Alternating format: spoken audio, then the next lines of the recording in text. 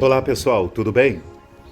Que Deus abençoe a todos e que a graça do nosso Senhor Jesus esteja com todos nós. Bem, meus irmãos, nós estamos aqui para gravarmos mais um vídeo e darmos sequência a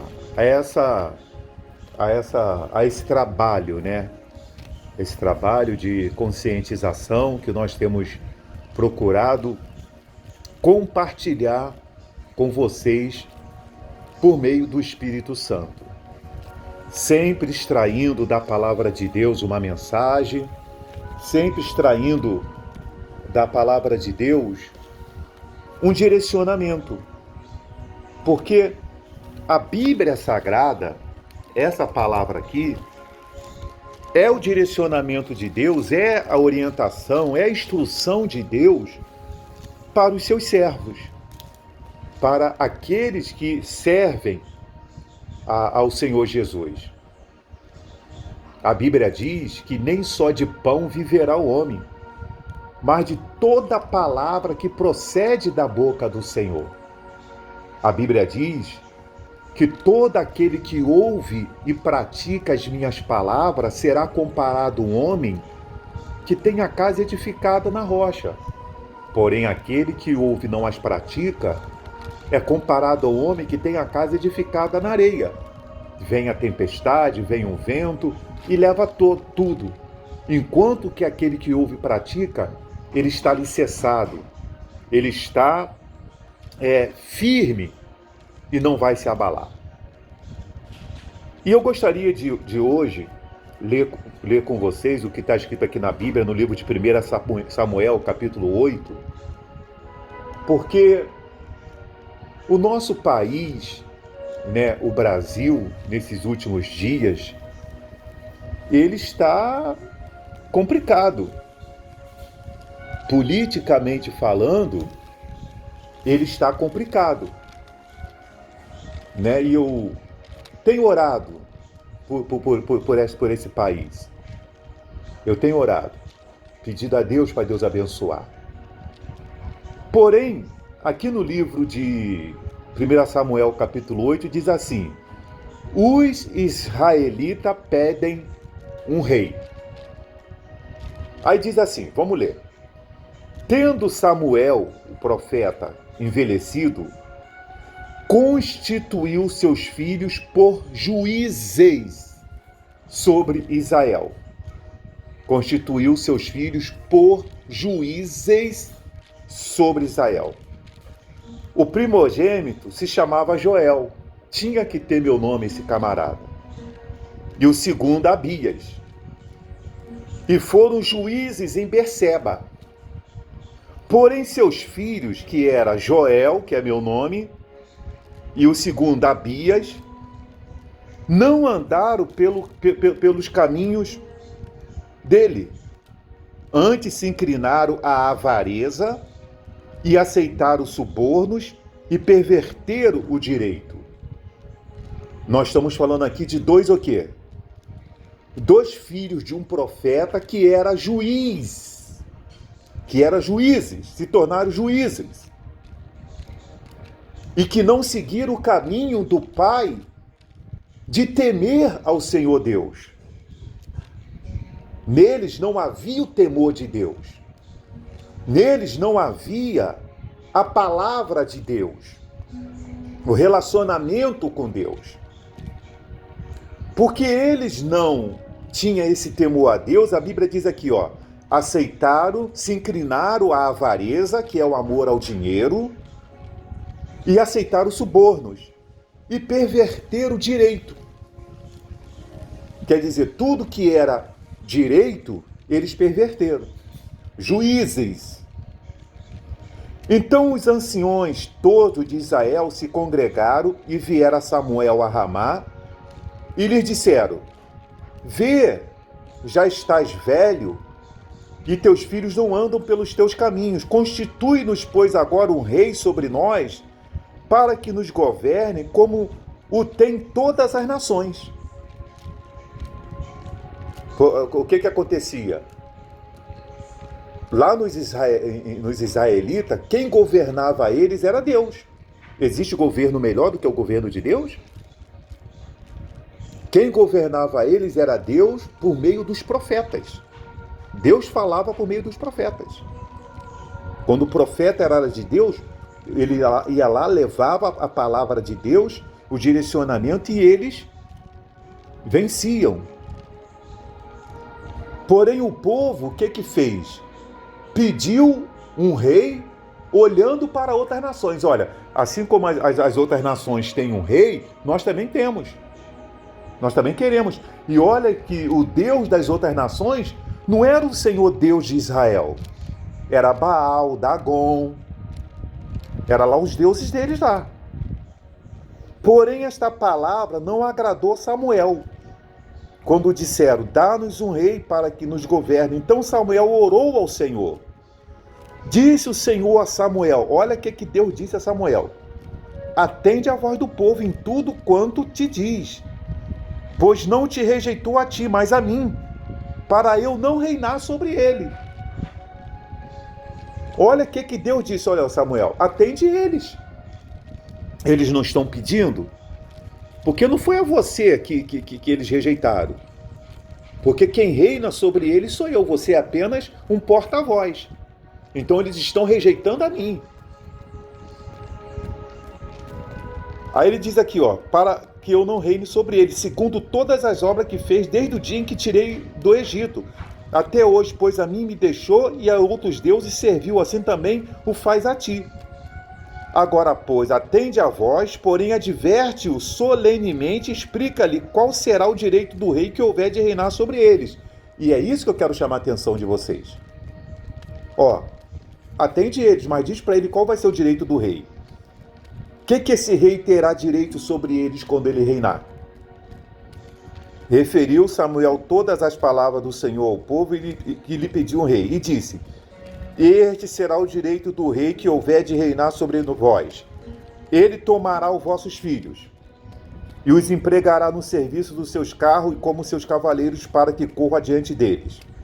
E os porás uns por capitão de 1000, capitães de 50, outros para lavrar os seus campos, ceifar as suas messes, e outras para fabricar as suas armas de guerra e o aparelhamento de seus carros. Tomará as vossas filhas para perfumistas, cozinheiras e padeiras. Tomará o melhor da vossa lavoura e das vossas vinhos, dos vossos olivais, e dará aos seus servidores. As vossas sementeiras, as vossas vinhas dizimará para dar aos seus oficiais e aos seus servidores. Também tomará os seus servos e as vossas servas e os vossos melhores jovens e os vossos jumentos e os empregará no seu trabalho. Dizimará o vosso rebanho e vos lhe serás por servo. Então naquele dia clamareis por causa do vosso rei que houverdes escolhido, mas o Senhor não vos ouvirá naquele dia. Porém o povo não atendeu à voz de Samuel e disse, não, mas teremos um rei sobre nós. Você sabe muito bem que todas as escolhas têm as suas consequências. E Deus nunca nos deixou, ou nunca deixou as pessoas cegas. Ele sempre alertou. Pega Deuteronômio 28, que diz lá, as bênçãos decorrentes da obediência e as maldições sobre a desobediência. Deus sempre deixou claro. E aqui, Deus deixou claro quando ele disse assim, olha, o rei que vai reinar sobre vocês, ele vai pegar tudo. Ele vai pegar seus filhos, suas filhas, ele vai tirar de você parte do que você planta, ele vai tirar de você seus servos, suas servas. São suas escolhas. O único meio que tem de um servo de Deus se envolver na política é orando, é ele orando, tá bom? É ele orando e no dia que ele vai votar. Agora, no dia que ele vai votar, são as suas escolhas que vai permanecer. E não adianta depois chorar, como Samuel disse assim, olha, Quando vocês clamarem a Deus, quando o rei estiver colocando impostos, o rei estiver tirando de vocês, fazendo acaristia, escravizando vocês, oprimindo vocês, sendo injusto com vocês, quando vocês clamardes ao Senhor vosso Deus, Ele não vai vos ouvir. Ele não vai vos ouvir. Deus disse a Samuel: atende eles e deixa eles. São as escolhas dele, eles rejeitaram a mim. Então, meus irmãos, tudo na vida que o ser humano plantar, ele vai colher. Nós estamos vivendo um momento em nosso país, e não por que dizer no mundo, que a igreja de Jesus precisa orar. Precisa orar. Precisa se encher do Espírito Santo. Às vezes eu entro aqui no meu canal para mim poder acompanhar os meus vídeos. Eu fico observando aqui a guerra que está dos três poderes. Por isso que eu sempre digo, os meus três poderes chama-se a Santíssima Trindade, Pai, Filho e Espírito Santo. O que eu vou esperar desses três poderes aí? Executivo, Judiciário e Legislativo. Pelo menos Pai, Filho e Espírito Santo são um, os três são um. Os três estão unidos num só propósito, em favor da nossa salvação, em favor da nossa vida. O Pai, o Filho e o Espírito Santo estão unidos para que nós possamos sermos bem-aventurados no mundo por vir. Nos nossos dias, o Pai, o Filho e o Espírito Santo estão unidos para que nós possamos vencer nossos dias maus, para que nós possamos vencer nossas batalhas, nossas lutas do nosso dia a dia.